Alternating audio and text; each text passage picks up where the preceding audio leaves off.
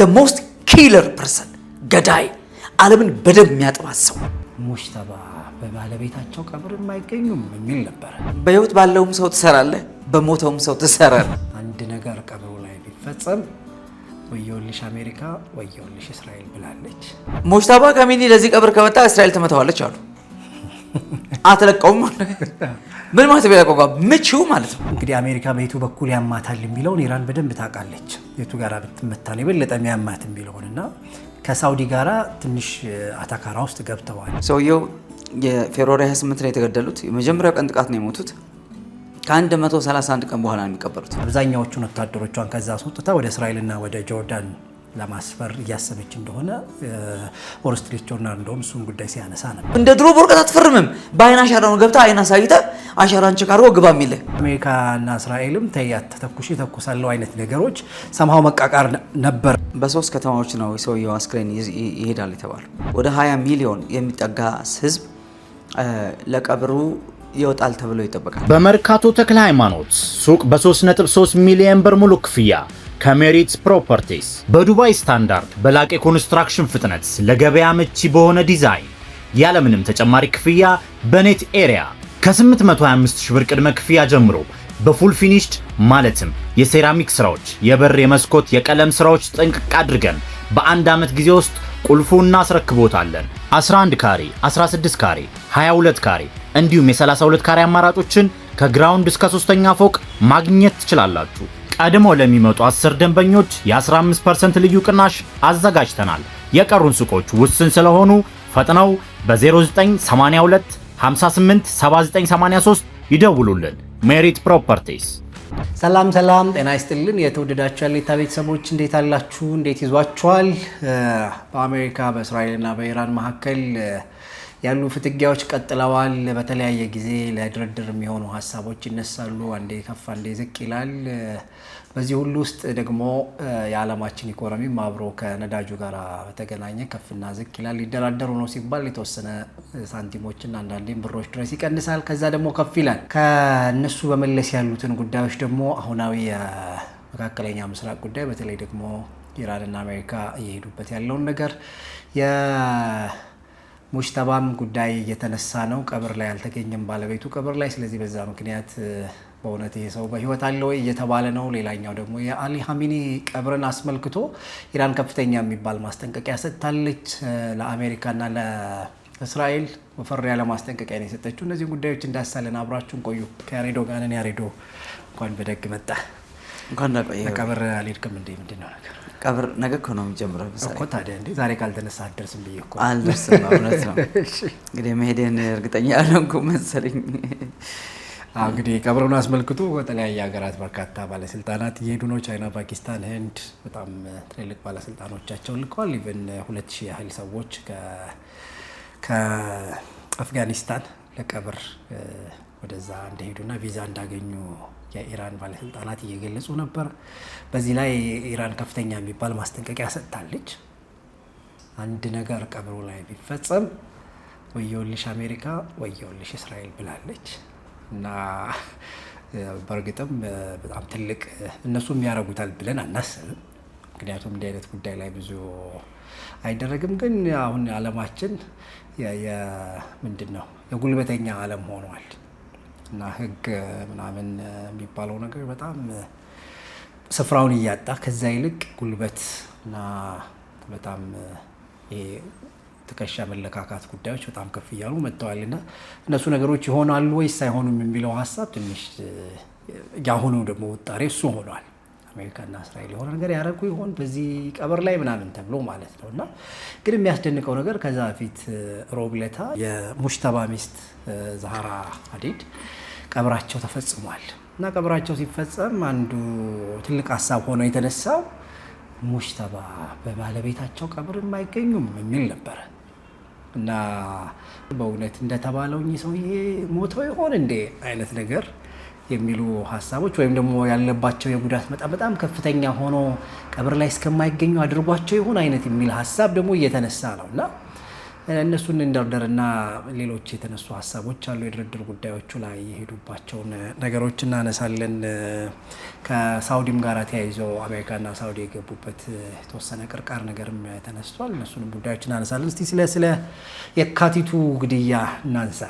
እንግዲህ የዛኔ ነበር አሊ ሀሚኒ ህይወታቸው ያለፈው ከበርካታ ባለስልጣናት ጋር እና እሳቸው ቀብር በጣም በኢራን ብቻ ሳይሆን በኢራቅም ጭምር ነው። ሁለቱም ቦታ ነው ቀብሩ የሚደረገው እና በጣም በትልቅ ሁኔታ እንግዲህ እንደ ትልቅ ባለስልጣንም ስለሆኑ ለኢራን አይናቸው ናቸው እንደምታውቀው እና የአሁኗን ኢራን የገነቡት እሳቸው ናቸው ሊባል በሚችል ደረጃ ነው እንግዲህ አሊ ሀሚኒ በኢራናውያን ልብ ውስጥ ያሉትና የእሳቸውን ቀብር አስመልክቶ ግን ያው ማስፈራሪያውና ጥቃት ሊፈጸም ይችላል የሚለው ሀሳብ ሲነሳ ነበር። ጥቂት እሱ ላይ እስቲ ሀሳብ እናንሳ። ያው እንዳልከው ነው ትንሽ ነገሩ። ያው እነሱም አክብደውታል። እንግዲህ በ6 ቀናት ውስጥ ነው ቀብር የሚፈጸመው። ከጁላይ 4 እስከ 9 ድረስ የተለያዩ ሴሪሞኒዎች ይደረጋሉ። በ3 ከተማዎች ነው የሰውየው አስክሬን ይሄዳል የተባሉ 3 የተለያዩ ከተሞች ላይ ፋይናሊ በተወለዱበት ከተማ ላይ ነው ቀብሩ ይፈጸማል የተባለው። እንግዲህ የካሚኒ አባት ወደ 10 ሚሊዮን ሰው ነው ለቀብር የወጣው እና አሁን ሪከርድ ይጠበቃል። ወደ 20 ሚሊዮን የሚጠጋ ህዝብ ለቀብሩ ይወጣል ተብሎ ይጠበቃል እና ኢራኖቹም ቀብሩን በጣም ፕሮሞት አድርገውታል። እንግዲህ አስብ፣ ሰውየው የፌብሩዋሪ 28 ነው የተገደሉት። የመጀመሪያው ቀን ጥቃት ነው የሞቱት። ከ131 ቀን በኋላ ነው የሚቀበሩት። ለምን አቆዩት እስካሁን ድረስ? ኢራን ሰውየው ለመቅበር ፋታ አላገኘችም፣ ጊዜ አታ ነው። ስለዚህ መስራት የተፈለገ ፖለቲካ አለ ማለት ነው። አንድ ሊሰራ የተፈለገ ፖለቲካ አለ። ኢራን ውስጥ በጣም ከፍተኛ ክፍፍል አለ። በጣም ከፍተኛ የኑሮ ቀውሱን ተከትሎ ህዝባዊ አመጽ አለ፣ መከፋፈል አለ። በፖለቲካ መሪዎችና በአይአርጂሲ መሪዎች መካከል በጣም ከፍተኛ ግጭት አለ።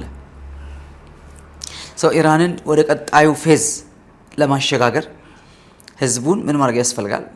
ማዋሃድ ያስፈልጋል። በሆነ አንድ ኦኬዥን ፈጥረ ህዝቡን ማስታረቅ አለብህ። ቅሬታውን ማስረሳት አለብህ።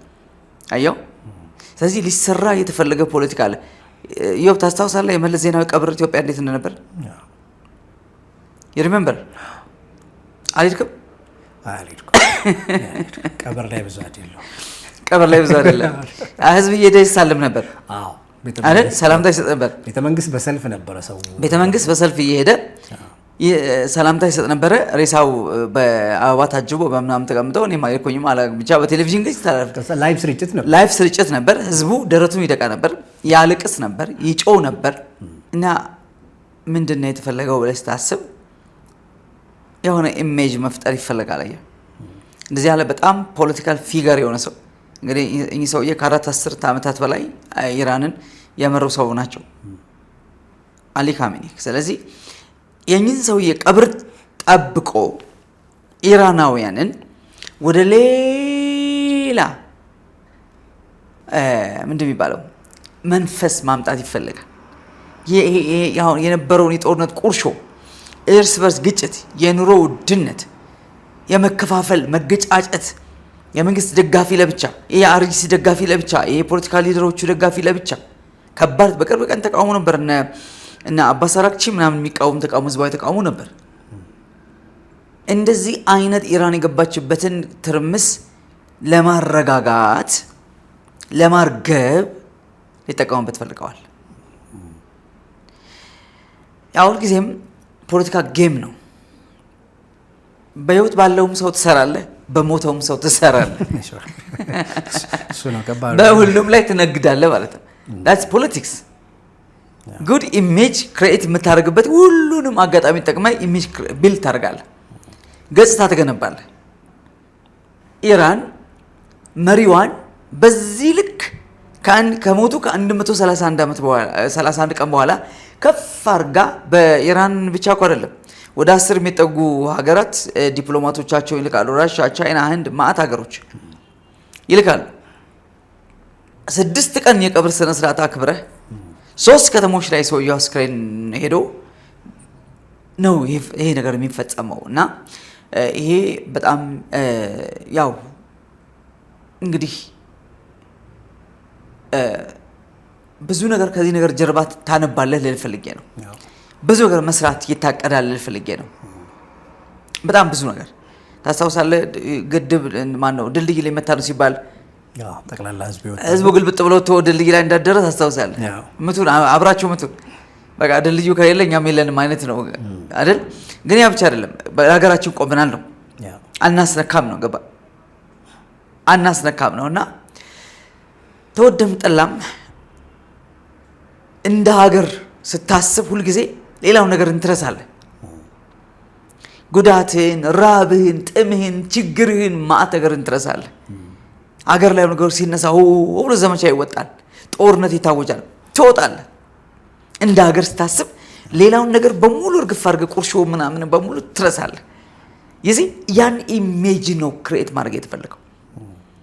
ኢራን አዝ ኢራኒያንስ አዝ ኢራን እንደ ኢራን አንድ ነን የሚል ኢሜጅ ክሬት ማድረግ ተፈልጓልና ነገሩ በጣም በጣም ኤግዛጀሬትድ ሆኗል። የነበረውን ድርድር በዚሁ በቀብሩ ስነ ስርዓት ምክንያት ኦልሬዲ ኢንተረፕት ተደርጓል፣ ተቋርጧል፣ እንዲቋረጥ ተደርጓል። ጊዜው ተቋርጧል። በአሜሪካና በኢራን የነበረው ድርድር ተቋርጦ ነው ያለው።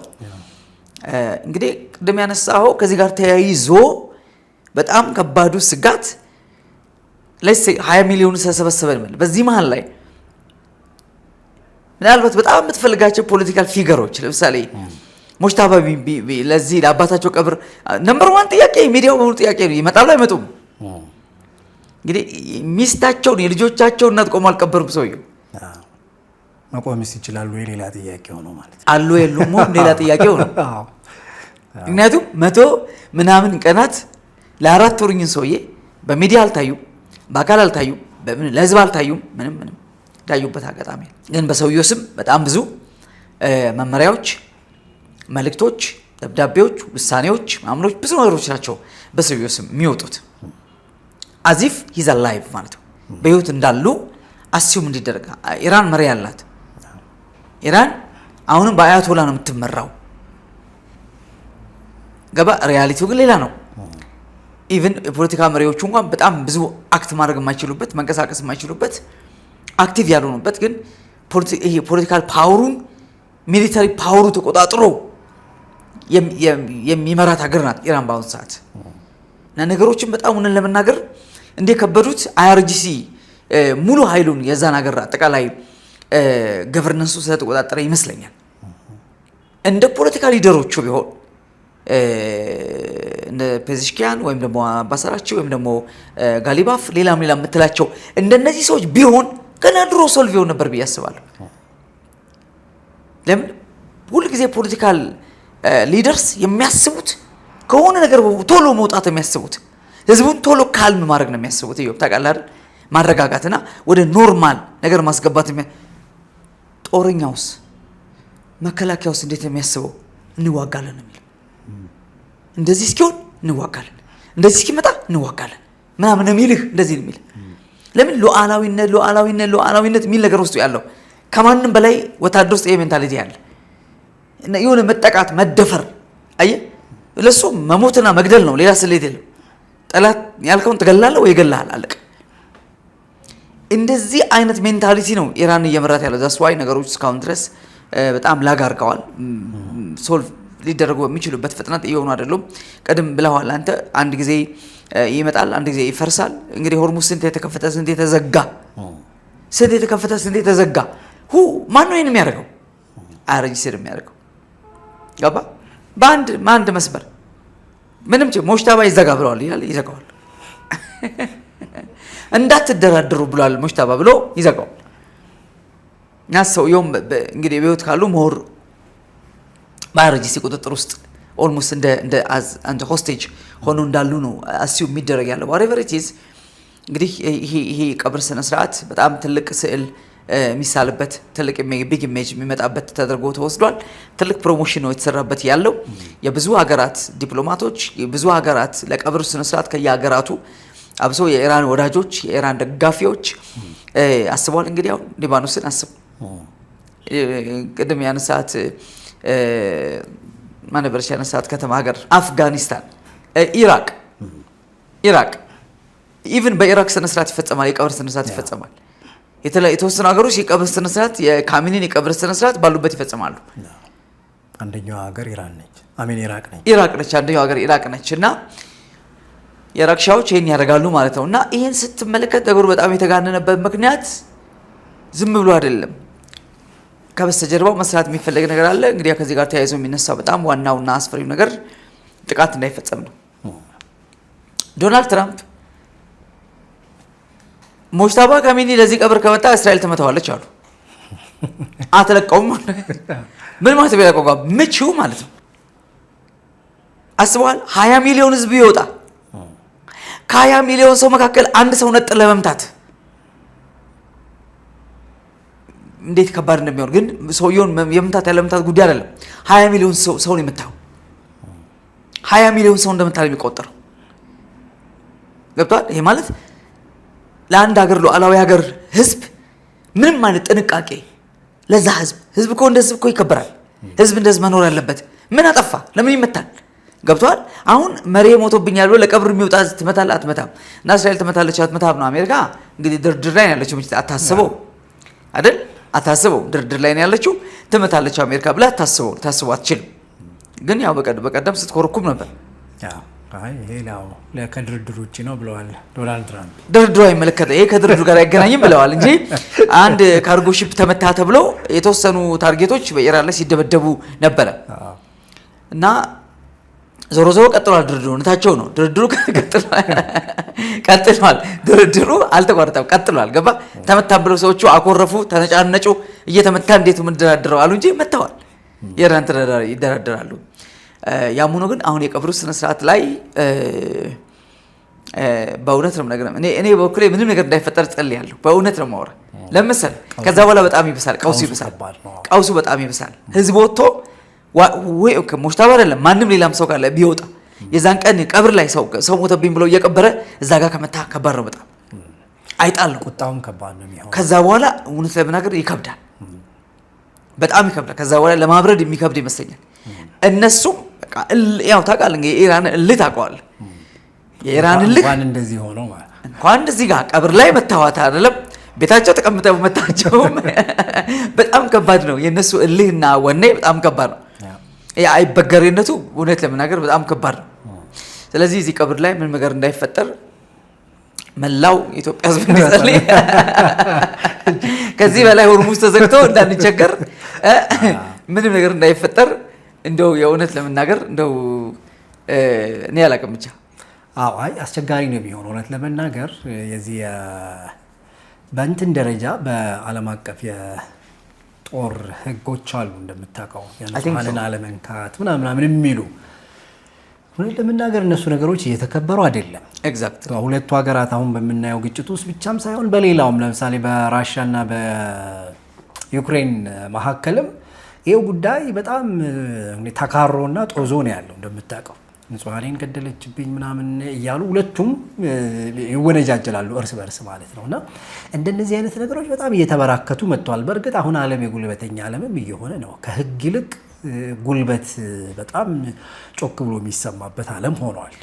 ስለዚህ በቃ ጉልበት ያለው ህግም አያስፈልገውም አይነት ወደሚል ምክንያቱም የትኛውንም ህግ ሊሻገር የሚችል ጉልበት መፍጠር አለባችሁ የሚል ያልተጻፈ ህግ እያነበብን እየኖርን እንደሚመስለውና ስለዚህ እሱን ስታስብ ይደረግ ይሆን አይነት የሚለው ስጋት ማለት አያረጉትም ህጉ ስላለ ብለህ የምትተማመንበት አይደለም ማለት የሆኑ ፐርሰንቶች ትተዋለህ ሊያረጉት ይችሉ ይሆን ምናምን ብለህ ማለት ነውና ግን እንደሱ ከሆነ ምን ይፈጠራል የሚለው ነው በኋላ በጣም ከባድ የሚሆነው። ኖቶሊ የሆርሙዝ ብቻ ሳይሆን በጣም ከፍተኛ ማለት ጥቃቶች ሊፈጸሙ እንደሚችሉ በዛ መካከለኛ ምስራቅ ያው ኢራን ስትነካ አሜሪካና እስራኤልን ቀጥታ ታጠቃለች፣ ምንም ጥያቄ የለውም። ስታደርገውም ነበር ከዚህ በፊት። አሜሪካንን ግን ቀጥታ አታገኛትም። ስለዚህ አካባቢው ላይ ያሉትን የአጠቃላይ ጦር ቤዞች ያው ታወድማለች ከዚህ በበለጠ ሁኔታ ማለት ነው። ስለዚህ እነሱ ነገሮች ደግሞ በተለይ ከዚህ ጋር ተያይዞ የሳውዲና የአሜሪካን ጉዳይ ትንሽ ንፋስ ገብቶበታል እየተባለ ነው በዚሁ ሰበብ ማለት ነው። ምክንያቱም የሆነ ነገር ሲፈጠር እንግዲህ አሜሪካ በየቱ በኩል ያማታል የሚለውን ኢራን በደንብ ታውቃለች። የቱ ጋር ብትመታ ነው የበለጠ የሚያማት የሚለውንና ከሳውዲ ጋራ ትንሽ አታካራ ውስጥ ገብተዋል፣ የጦር ቤዝ በተመለከተ ማለት ነው። እና አሜሪካ እንደውም የአጠቃላይ የጦር ቤዟን በሆኑ ጊዜያቶች ከዛ ለማንሳት ታስባለች። ግን አሁን በቅርቡ ግን አብዛኛዎቹን ወታደሮቿን ከዛ አስወጥታ ወደ እስራኤልና ወደ ጆርዳን ለማስፈር እያሰበች እንደሆነ ዎል ስትሪት ጆርናል እንደውም እሱን ጉዳይ ሲያነሳ ነበርና አሁን እነዚህን ሁሉ ነገሮች ስታይ ምንድን ነው የሚያመላክቱት ነገር የሆነ ነገር እንኳን ቢፈጠር ሳምሃው እዛ አካባቢ ያሉ የጦር ቤዞች ያሉባቸው ሀገራት ከአሜሪካ ጋር ያላቸውን ነገር ሳምሃው እየሻከለ እየመጣ ነው። ስለዚህ ይሄንን ነገር አሜሪካ ሌላ ጫና ነው ለሷ ማለት ከሀገር ውስጥ ያለው ጫና አለ፣ ዓለም አቀፍ ነዳጅ አስወደድሽብን የሚል ጫና አለባት። አውሮፓም መካከለኛው ምስራቅም ላይ ምናምን ያሉ ሀገራት ደግሞ ተነስተውባታል። እና እነዚህን ሁሉ ጫናዎች እንድትመለከት እውነት ይሄንን ነገር እንዲደረግ ያስቡ ይሆን የሚል ሀሳብ ታነሳለ። ባለፈው ሳምንት ግን ያነሳነው ነገር ነበር፣ ምናልባት እሱን ማስታወስ ጥሩ ሊሆን ይችላል። አሜሪካና እስራኤል ያው ተቃቅረዋል።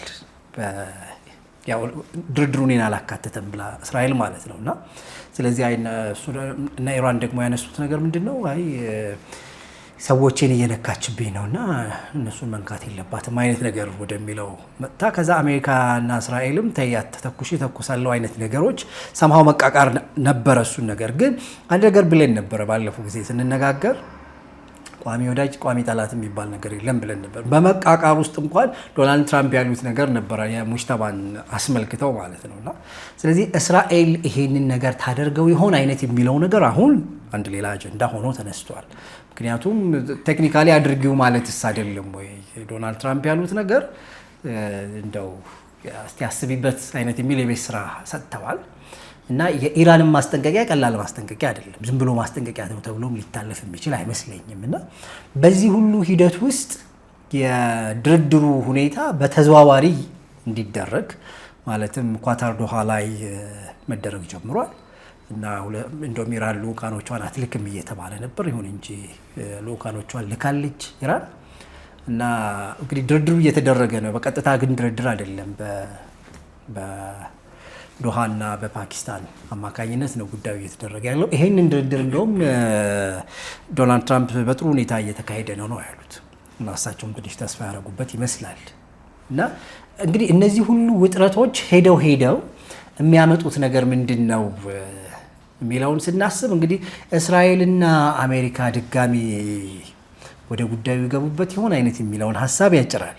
ሌላኛው ግን የአሜሪካ ከሳውዲ የጦር ቤዟን ሰምሃው ለመንቀል እና ለመቀነስ እያሰበችበት ያለውን ሁኔታ ስንመለከት በአካባቢው ላይ ላለው የድርድር ሁኔታ ሰምሃው ቦታ ያመቻችስ ሲሆን ደግሞ ብለን ትንሽዬ ተስፋ እንድናረግም ደግሞ የሚያደርገን ነገር አለው። እና እስቲ እነዚህን ጉዳዮች እናንሳና ተስፋ አለን ወይ ድርድሩ ላይ እንደው ሊቀጥል ይችላሉ በጥሩ ሁኔታ የሚለውን ጥቂት እናንሳሱ።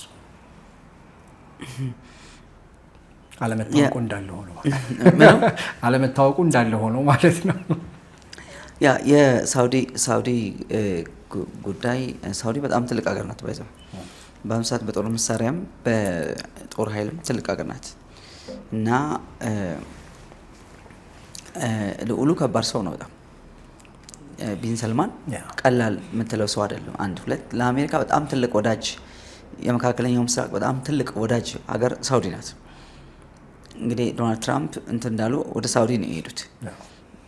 የሳውዲውም ልዑል ወደ አሜሪካ መጥተዋል እና በሳውዲና በአሜሪካ ማል ያለው በቢሊዮን ዶላሮች ነው ስምምነት የሚያደርጉት። መሳሪያ በጣም በከፍተኛ ወደ $1 ትሪሊየን የሚጠጋ አይነት ነው ሳውዲ እየታጠቀች ያለችው። በእርግጠኛነት ሳውዲ እነዚህን ቀኖች እያሰበች የተዘጋጀች ይመስለኛል። በተለይ ሳውዲና ኢራን መሀል ላይ ከባድ ውጥረት ነው የኖረው። እንግዲህ በተወሰነ ደረጃ አሁን እየቀለለ የመጣ ወደ መግባባት የመጡ አይነት ነገር ሁለቱ ነው የምልህ ጠላትነቱን ወደ ማርገብ። ከዚህ አንጻር ከሳውዲ እየተነሳች ኢራንን አሜሪካ እንድትደበድብ ሳውዲ አትፈቅድም።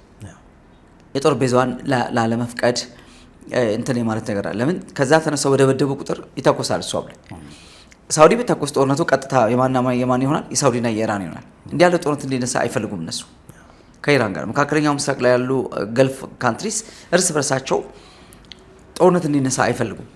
እና አሁን የኢራንን የማይመልሱበት ምክንያት እሱ ነው። ጦርነቱ ወደ ሌላ ምዕራፍ እንዳይሸጋገር ነው። እየተደበደቡ እየተቀጠቀጡ ስንት ነገራቸው እየፈራረሰ ዝም የሚሉት አንደኛ ኢራን ተጎጂ ሀገር ናት። በጣም ከባድ ጉዳት ደርሶባታል። ሁለት እነዚህን ሀገራት እንደ ሀገር ጠልታቸዋል የምትመታቸው፣ እንደ ሀገር ተቃውሟል። የጦር ቤዝ አለ ያስመቱኛል። በሌላ ቋንቋ እነዚህ ሀገሮች ላይ ያሉ የአሜሪካን የጦር ቤዞች ነው የምትመታው፣ ወታደራዊ ኃይል ነው የምትመታው ኢራን እንጂ አገራቱን አይደለም። ይሄን ግምት ውስጥ በማስገባት ነው ማይተኩሱት። መልሰው ማንም የተኮሰ የለም እስካሁን። አንድ ወደ ኢራን የተኮሰ ስንት የተኮሰባታል። ኳታር እንግዲህ አደራዳሪነት ስትቀጠቀጥ ነው የምትሉ። በሚቀጥለው ቀን እሷ ጓዳ ነው የሚደራደሩት። ለመታ ነው ተዘጋጂ እንትንሽ እመታለሁ እያለች የምትመታ ይመስለኛል በማስጠንቀቂያ። ማን ያልተመታ? ኩዌት፣ ኳታር ሁሉም ተመቷል። ቱርክ ተተኩሶበታል። ቱርክ አልተኮሰችም። እንግዲህ ቱርክ በጣም ዋ ብላለች። በዛ በጣም ከፍተኛ የጦር ኃይል ያላት ሀገር ናት። ጦር መሳሪያ ድሮን ጨምሮ አምራች ሀገር ናት ቱርክ። ያም ሆኖ አልተኮሰችም። አንድም ሀገር አልተኮሰም። ወደ ኢራን የተኮሰ ሀገር የለም። እና ለምንድነው? ስሜቱን ስለሚረዱት ይመስለኛል። ሁለት ገልፍ ላይ ሌላ ራሱ የቻለ ጦርነት እንዲነሳ አለመፈለግ ይመስለኛል። ሲቀጥል ግን አስብ እንግዲህ አሁን ሆርሙዝ የሁሉም ጉሮሮ ነው። ዞሮ ዞሮ ለሚሸጠውም ለሚገዛው እዳ ነው የሚሆነው። ገባ? እዛ ጦስ ውስጥ መግባት አይፈልጉም።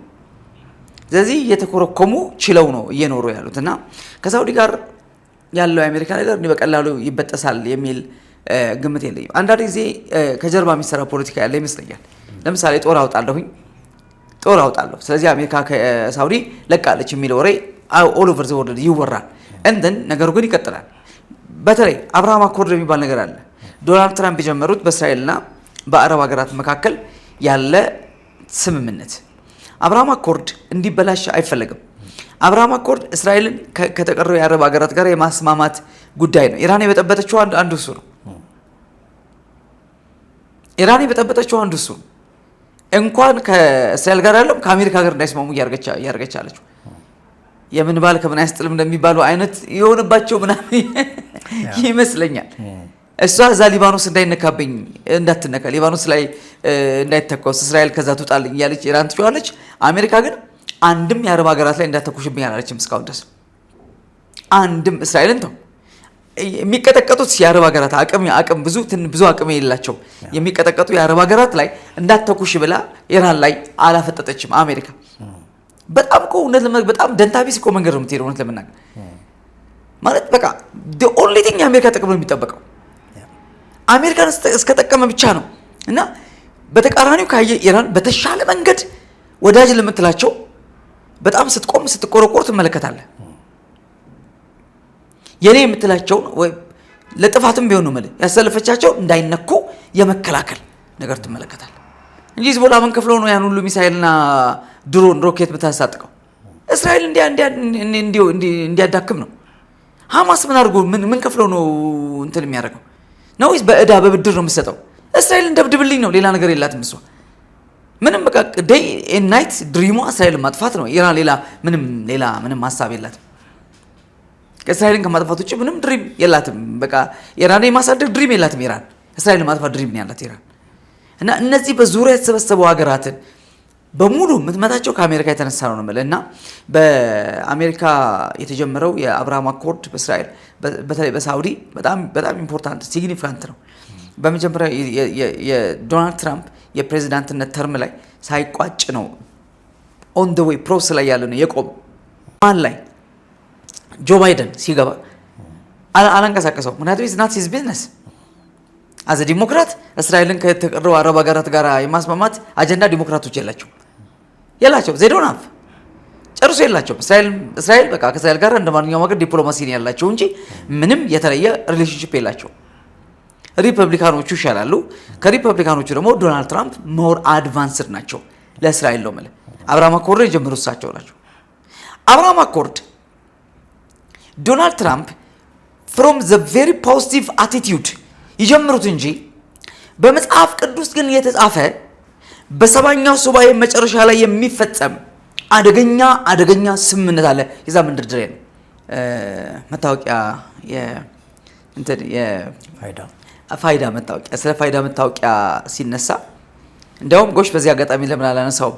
እዚህ በሀሌታ አንድ ፕሮግራማችን ላይ አንድ ሰው አይ በቃ እንደውም ሁለተኛ ያሬድ ኢንተርቪው አልሰማም ምናምን ነገር ሁሉ ብሎ ኮሜንት ሰጥቶ ነበረ። ፋይዳን በተመለከተ በሰጠውት እንትን ላይ ነው። ምክንያቱም ሰውየው ፋይዳ ላውጣም ብሎ ብዙ መከራ በልቷል። ፋይዳ ላውጣም ብሎ ገንዘቡን ማንቀሳቀስ አልቻለም። በፋይዳ ምክንያት ስንት ቁም ስቅሌ እንዳየው። ምክንያቱም አስዩም ያደረገው ሰውየው ምንድነው ፋይዳ 666 ነው ብሎ ነው። ፋይዳ 666 አይደለም ብዬ እኔ ኦፊሻሊ ተናግሬያለሁ። በራሴም በድንቅ ፍጻሜ ዩቲዩብ ተናግሬያለሁ። እዚህም 2-3 ተነጋግረናል በዚህ ጉዳይ ላይ። ፋይዳ 6 ግን መንደርደሪያ ነው ለዲጂታል ወርልድ፣ ወደ ዓለማችን ሊመጣ ላለው ዲጂታል ሲስተም 666 ወደሚለው ዲጂታል ሲስተም ወደ ይሄ የመጨረሻው ድምር ውጤት ነው። 666 የመጨረሻው ድምር ውጤት ነው። ወደዛ የምንገባበት መንደርደሪያ ነው። ከዚህ ውጭ መሆን አይቻልም እንጂ በራሱ ፋይዳ ግን 666 አይደለም ብዬ ተናግሬ ነበር። ልድገመው፣ አይደለም፣ አሁንም አይደለም።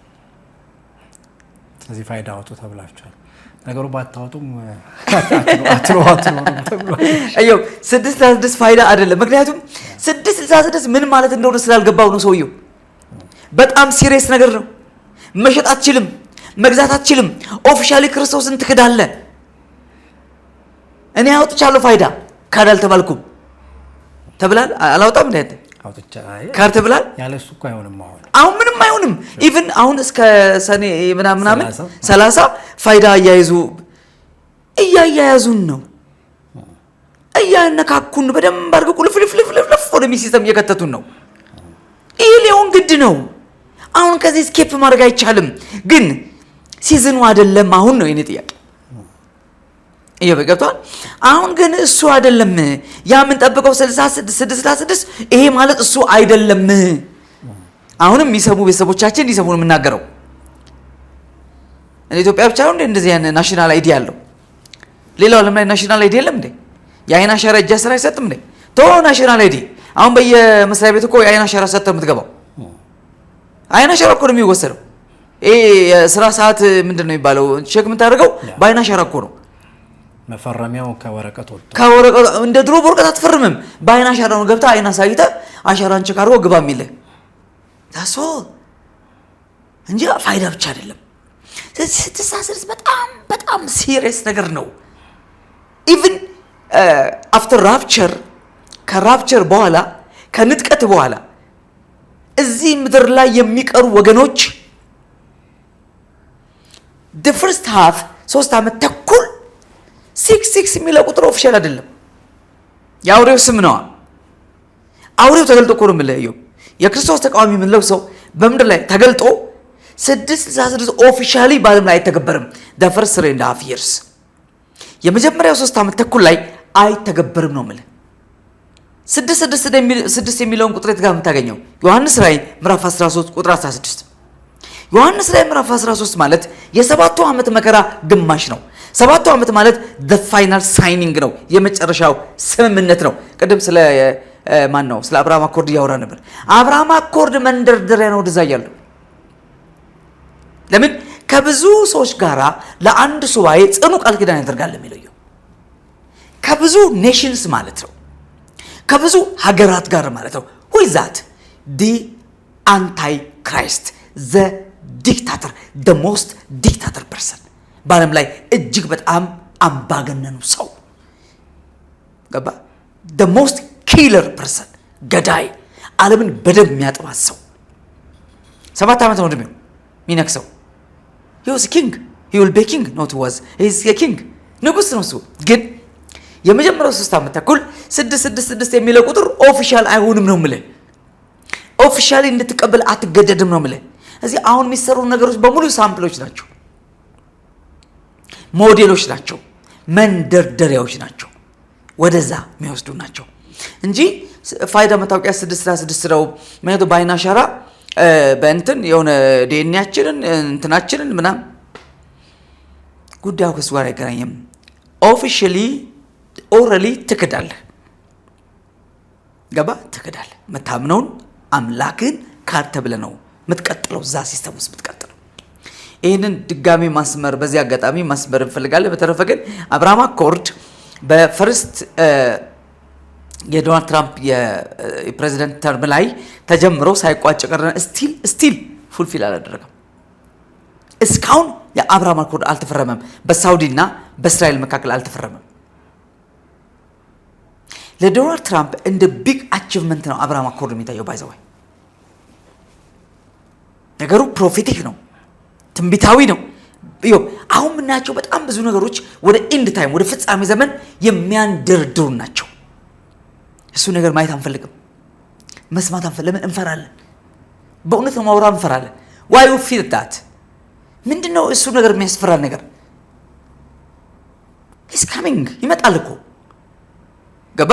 ክርስቶስ ይመጣል ስንል ሪሊ ይመጣል ነው አይቀርም፣ ይመጣል እና እሱ to save the world from the last destruction የመጨረሻ ጥፋት ምድር ላይ እንዳይመጣ ዓለምን ሴቭ ለማድረግ ነው ይመጣል። የሚፈሩትን ሴቭ ለማድረግ ነው የሚያመጣው። የአመጽ ሲስተም ሊያቋርጥ የሚመጣው ስለ ፍራ አይቀርም፣ ይመጣል። አለመፍራትም ይሻል። ራስን መመርመር ራስን ማየት ጥሩ የሚመስለኝ ነገር። በተረፈ ግን አብርሃም አኮርድ የዶናልድ ትራምፕ ቢግ አቺቭመንት ነው። በተለይ እንደ ሳውዲ ካለ ትልቅ ሀገር ጋራ እስራኤልን ማፈራረም ለዶናልድ ትራምፕ ትልቅ ሰክሰስ ነው። አዝ ፕሬዚዳንት ነው ማለት ትልቅ ሰክሰስ ነው እና እሱ ነገር እስካሁን ድረስ ፉልፊል አላደረገም። ገና ይህን ትልቅ ቢግ ኢሹ አስቀምጠው ከሳውዲ ጋራ ሌላ ኳራል ውስጥ ይገባሉ ብዬ አላምንም። ግን አገራቱ እየመጣባቸው ካለው ጫና አንጻር ማለትም ኢራን ከፈጠረችው ጫና አንጻር የጦር ቤዝ ይነሳልኝ ነው አንዱ ጥያቄ አይደል? እነዚህ ናቸው የሚያስደበድቡን ዙሪያን ከበው ያለች ነው። ከዚህቹ የተነሳች ነው አሜሪካ ብትመጣ ከአሜሪካ ትመጣም። የአሜሪካ ጦር ቤዝ ባለባቸው ከሀገራት በሙሉ የአሜሪካ የጦር ጀቶች አሉ። እየተነሱ ቢደበድቡኝ ከዛ ነው እነዚህ የሚያስደበድቡኝ ጎረቤቶች ናቸው አረቦቹ ናቸው ብላ ነው የምትቀጠቅጣቸው። ምን አተረፉ? የአሜሪካ የጦር ቤዝ ስላለ ምን አተረፉ? እነዚህ ሀገራት ምን አተረፉ? ከመደብደብ ዱላ ነው የተረፉት። የጎበዝ አለቃ ተነሱ እየቀጠቀጣቸው ነው ያለው እየደበደባቸው ነው ያለውና ምን ልል ነው እሱ አንድ ነገር ነው። ከሳውዲ ጋር ያለው ነገር ነው ምልህ እንዲህ በቀላሉ የሚቆረጥ ከእስራኤል ጋር ተው ባይዘወይ ከእስራኤልም ጋር የተገባበት አለመግባባትና ግጭት ያው ኢራን ሆን ብላ የሰራችው ሴራ ነው። ሊባኖስን ድርድር ውስጥ አስገብታለች። ሪቨርስ አሜሪካ እስራኤልን ድርድር ውስጥ አላስገባችም። እንደ አጋር አብራ ጦርነቱ እንደጀመረች ሀገር እስራኤል ድርድር ውስጥ መግባት ነበረባት፣ አልገባችም። ስለዚህ ድርድር ውስጥ የገባችው ማለት ሊባኖስ ናት። ከአሜሪካ ይልቅ ወዳጅ ለምትላት ሀገር የምትቆረቆር ኢራን መሆኗን አሳይታለች፣ ፕራክቲካሊ አሳይታለች። እያንዳንዱ 14ቱም የድርድር ነጥብ ስትመለከተው ሊባኖስ አለችበት። ይሄ ማሸነፍ አይደለም፣ ድል አይደለም። ይሄ እውነት ነው ማውራ። ይሄ ለኢራን በጣም ትልቅ ሰክሰስ ነው። በዛው ልክ አሜሪካ ለእስራኤል ባልተጠነቀቀችበት ልክ ምን ሆኑ? ግጭት ውስጥ ገቡ። ገብቷል? ግጭት ውስጥ ገቡ። ውጪ አልወጣም፣ አተኩሺ ተኩሳለሁ። ያ ነው የተፈጠረው ነገር እና አሁንም ስምምነቱ እንግዲህ አሁን ባለው ሁኔታ ራሱ ሆርሙዝ እንዲከፈት the last 2 months 2 ወር መርከቦች without toll ያለምንም ቀረጥ እንዲመላለሱ እና በቀጣይ ዋናው ጉዳይ እነዚህ የኒውክሌሩ ጉዳይ ነው፣ የዩራኒየሙ ጉዳይ ነው። እሱ ዳሊዩት ይደረግ የሚችልበት መንገድ ለማመቻቸት ዓለም አቀፉ የአቶሚክ ኤነርጂ በደም ኢራን ውስጥ ገብቶ ያለውን አጠቃላይ የኒውክሌር ይዞታ መመርመር የሚችልበትን ለማመቻቸት ነው። አሜሪካ ደግሞ በበኩሏ የተያዙ ሳንክሽኖችን ማዕቀቦችን ልታነሳ ታውቃለህ። $300 ቢሊዮን ከአሜሪካና ከተለያዩ ሀገራት ኢራንን መልሶ ለመገንባት ለኢራን እንደሚከፈላት ስምምነት ውስጥ ገብቷል።